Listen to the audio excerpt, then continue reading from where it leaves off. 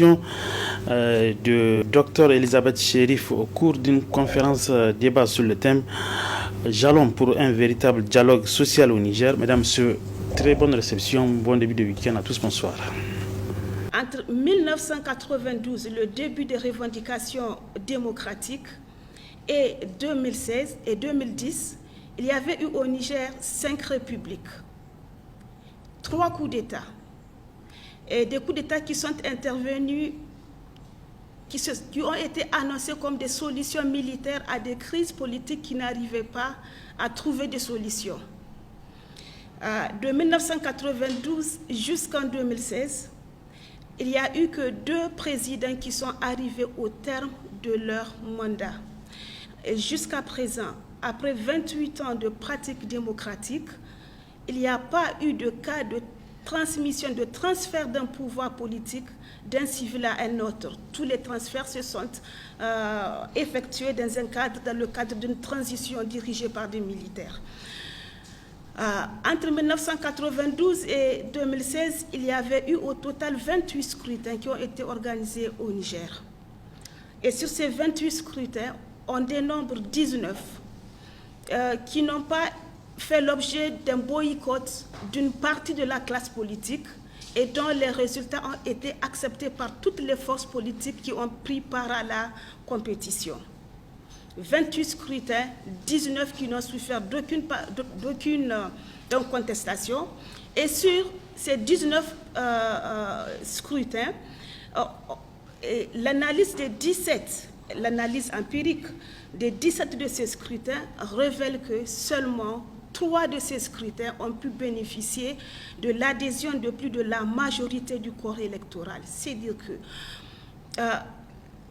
l'abstention est très prenante dans l'espace politique nigérien et elle engage parfois plus d'un tiers dans certaines localités du corps électoral. Les populations n'ont pas été suffisamment convaincues au point de participer massivement au processus politique et électoral. Jusqu'à présent, en dépit de tout ce qu'on a eu comme avancée économique, le Niger enregistre toujours la dernière place au sein du classement de l'indice humain. C'est-à-dire que le bilan du processus de démocratisation, non seulement il est mitigé, caractérisé par une instabilité, mais ces chiffres sont révélateurs d'un fait qui est un déficit de dialogue, un déficit d'échange, une rigidité de l'échange politique qui est caractéristique du mode de fonctionnement du système politique nigérien. Alors, absence de dialogue entre la classe politique d'une part, et puis entre la classe politique et la population. Comment y remédier? Donc, on va essayer de remonter dans le temps pour voir comment est-ce que certaines situations se sont présentées dans le contexte nigérien. On va voir la colonisation, par exemple, la greffe de l'État occidental. Au moment de l'introduction de l'État occidental, je reviens sur cette définition de l'État qui est une communauté humaine qui, dans un territoire bien déterminé, revendique pour son propre compte le monopole de ce que Max Weber avait appelé le monopole de la violence légitime. Quelques éléments fondamentaux. La population, un territoire, un gouvernement, une souveraineté. Dans le contexte colonial, il y a un élément qui est très important mais qui était absent du dispositif, c'était la population. Pourquoi? C'est à cause d'une certaine manière de l'arbitraire, du caractère discriminatoire de l'entreprise coloniale. Au fait, en dépit des discours qu'on a entendus sur la philanthropie de l'entreprise coloniale, l'enjeu fondamental, ce n'était pas le développement d'une population, mais plutôt l'exploitation du territoire et de ses ressources. Dans le processus, l'idée même d'écouter la population, donc, elle était plutôt secondaire. Il n'y avait pas de dialogue. Les rapports étaient verticaux. Il n'y avait pas de dialogue, il y avait plutôt un monologue. Le pouvoir colonial décidait et la population se devait d'appliquer ce qu'il aura décidé. Donc, la notion même de dialogue, d'acceptation des points de vue exprimés par la population ne se posait même pas. On progresse un peu avec le régime du parti unique, où il y avait un semblant d'ouverture, mais dans le cadre du parti unique. C'est dire que l'échange s'effectuait dans le parti unique. Peut-être qu'il y avait des remontées, des informations de la base au sommet, mais strictement dans le cadre du parti unique, parce qu'on a vu que ceux qui osaient s'exprimer contre la volonté ou bien les principes du parti unique n'ont pas été épargnés par la sévérité de la loi de l'époque. Le régime militaire, d'une certaine manière, a instauré cette perspective de monologue dans les pratiques politiques au Niger, dans la mesure où aujourd'hui on dit assez souvent que c'était un régime qui était marqué par l'intégrité à cause de tout ce qu'on voyait, mais c'est aussi un régime qui a été marqué par un défi lié à la liberté d'expression. C'était un régime qui était quand même à sa façon autoritaire. Il fixait des orientations que la population se devait aussi de suivre. Il n'y avait pas d'échange, il y avait un monologue. Le pouvoir décidait et la population se devait d'être exécutante. Donc après cette période coloniale, la période postcoloniale, la Première République, le régime militaire, on passe à la période démocratique du début des années 1990. Le discours politique avait pas l'air tellement coercitif. Il y avait un semblant de persuasion. On faisait semblant au moins d'écouter la population pendant les campagnes électorales. Il y avait ce semblant d'échange. Mais en même temps, la question que l'on se pose, c'est quel type d'échange? Quel type d'échange? Autant les régimes antérieurs ne cherchaient pas à se faire aimer, mais plutôt à se faire respecter. Donc, ils n'avaient pas de promesses à faire à qui que ce soit. On définissait une orientation, on la déclinait et tout le monde devait suivre.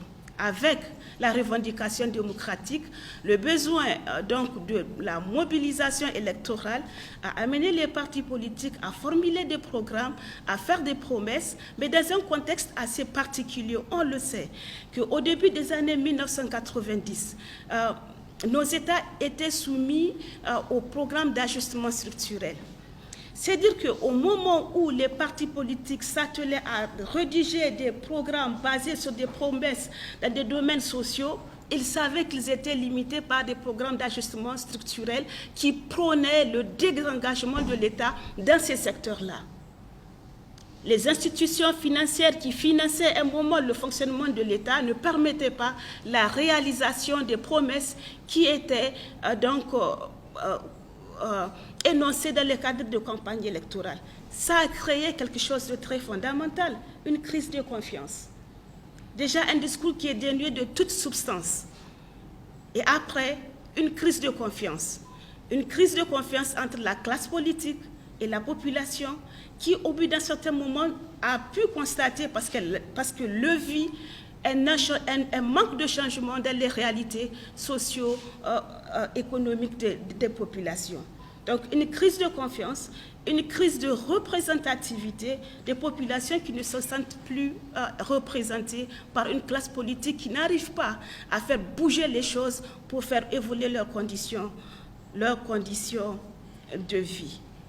Voilà un peu le contexte dans lequel se trouvait, si vous voulez, l'échange politique au Niger, sa radicalité, son absence par moment. Quelle solution? Comment permettre à ce qu'il y ait l'installation, l'émergence d'un dialogue aussi bien entre la classe politique elle-même et la classe politique et la population? Peut-être que je commencerai par les jalons du dialogue entre la classe politique et la population. On sait, je l'avais souligné, qu'au moment de l'introduction de l'État, la population avait été mise à l'écart du processus politique. Pour asseoir un bon dialogue politique, il est important de replacer les populations au cœur de tous les dispositifs, au cœur des ambitions aussi bien étatiques que partisanes et individuelles. Il est temps de faire en sorte que la notion d'agir pour les populations puisse se conjuguer avec la conception d'une action avec la population. Agir avec la population, c'est aller vers ces populations, comprendre leur mode de fonctionnement, comprendre leurs attentes, bien les quantifier pour pouvoir mieux répondre à leurs besoins dans le but de pouvoir beaucoup plus les amener à s'intéresser à la gestion donc des affaires publiques. Agir avec une population épanouie, c'est vraiment donner au dialogue la chance d'être l'instrument du développement. Plus on connaît une population, plus on lui donne la possibilité de s'exprimer, d'exprimer ses besoins, plus on a la possibilité de saisir ses besoins et puis d'apporter des réponses incisives, appropriées à leurs attentes. Donc, remettre la population au centre du débat politique, repolitiser les enjeux sociaux. Il est temps que la compétition électorale et que toutes les politiques, le débat politique, les stratégies politiques se vendent, il faut qu'elles se posent sur des vraies questions qui se rapportent aux préoccupations de la population. Il faudrait aussi que les partis politiques songent à assumer leur rôle du point de vue de l'éducation de la population. Je m'en vais lire quelques textes quand même. Il faudrait qu'il y ait une claire délimitation de l'espace politique. Si les textes l'ont prévu, des textes qui ont été, je le souligne, élaborés de façon consensuelle dans ce pays, si les textes ont souligné la nécessité, c'est qu'il y a une importance de les appliquer. La classe politique doit avoir la présence d'esprit, d'avoir des propositions, des options alternatives très clairement définies dans un espace politique clairement délimité. Si nous prenons la charte de l'opposition, par exemple, dans son article 11, par exemple, l'opposition a le droit de suivre l'action gouvernementale, de la critiquer de façon objective et constructive dans le sens du renforcement de l'idéal démocratique et du progrès économique, social et culturel. L'opposition politique peut être consultée par le gouvernement sur les questions importantes envisageant la vie de la nation.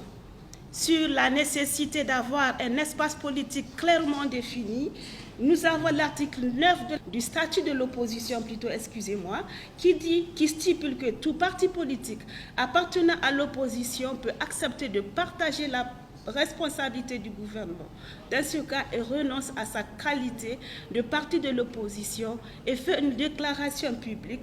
Une copie de la dite déclaration est transmise sans les délais au ministère chargé de l'Intérieur. C'est important d'avoir un espace politique clairement délimité avec une opposition et des partis politiques qui puissent donc se positionner de façon claire.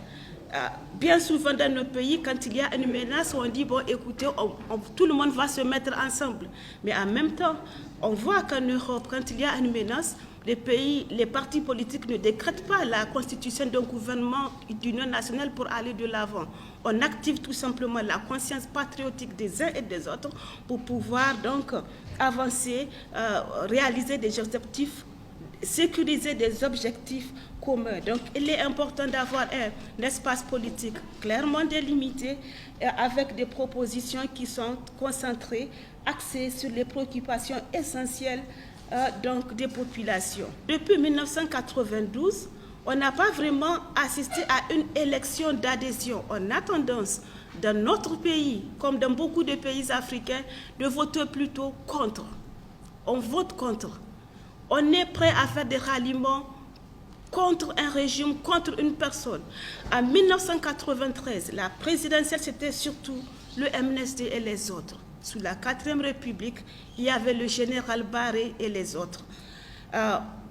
avec un peu de répit pendant la Ve République, la refondation, on est reparti encore sur les zizanies, les discordes politico-électorales.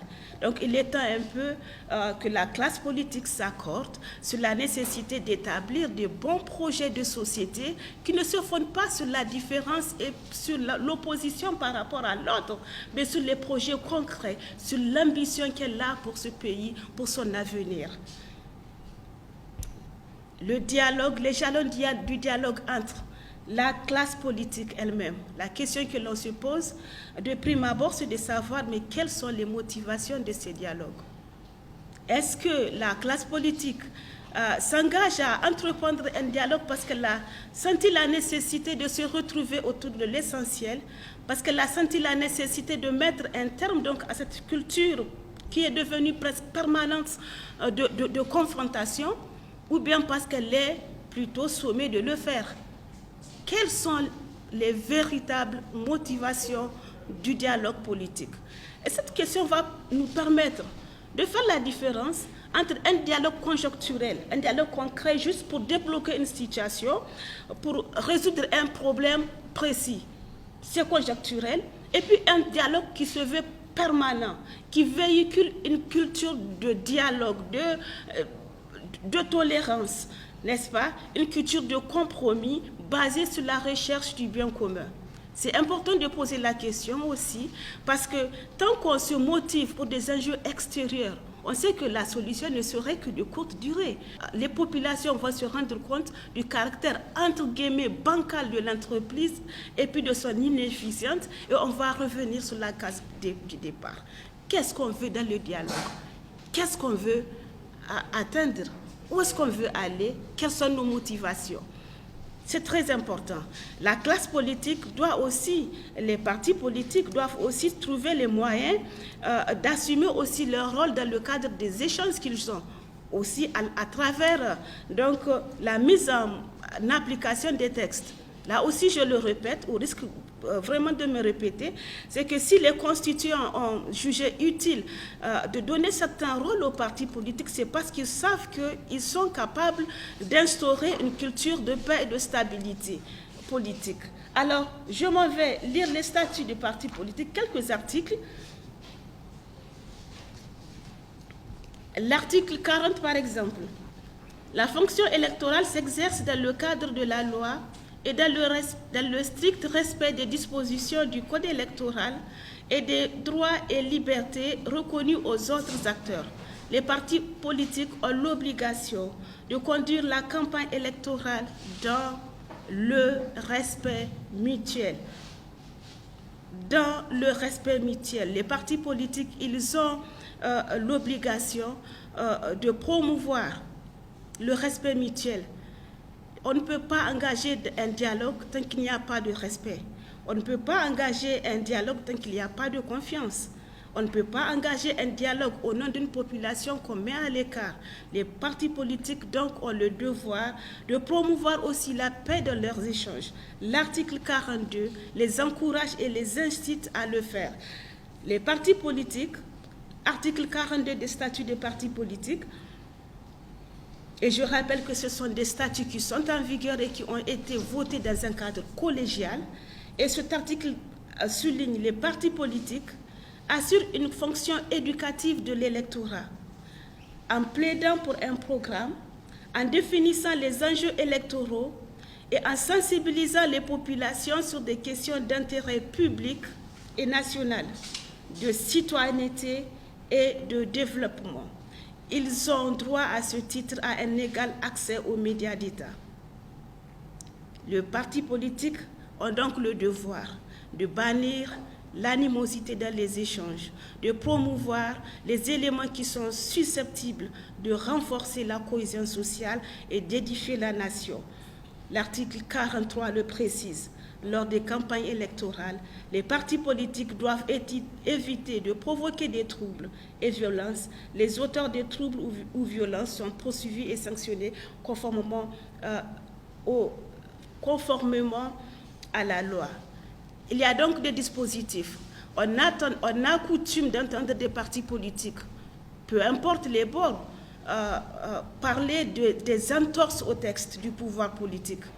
Il est aussi important de rappeler aux partis politiques leur devoir de promouvoir la cohésion sociale, mais aussi d'éduquer la population à aller dans le sens de la promotion de la cohésion sociale. Le rôle des partis politiques, c'est aussi, une fois arrivé au pouvoir, de créer un cadre qui permettrait à l'État d'agir en profondeur en vue de promouvoir une culture de dialogue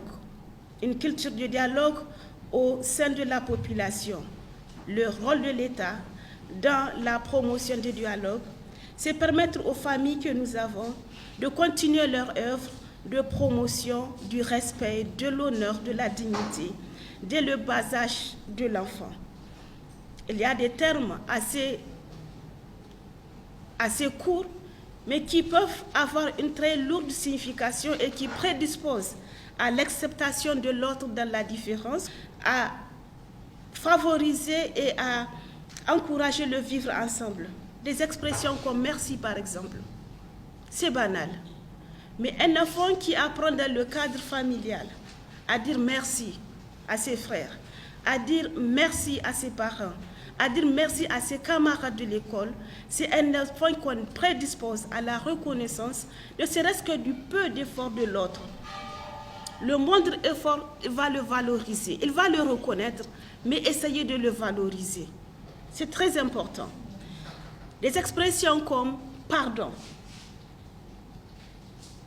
Un enfant qui apprend à dire pardon, c'est un enfant qui est capable de se remettre en cause. Une bonne partie de la crise de politique que nous traversons dans ces pays et dans les pays africains d'une manière générale, c'est vraiment la certitude que les gens ont de ne pas se tromper. Au fait, celui qui se trompe, c'est l'autre.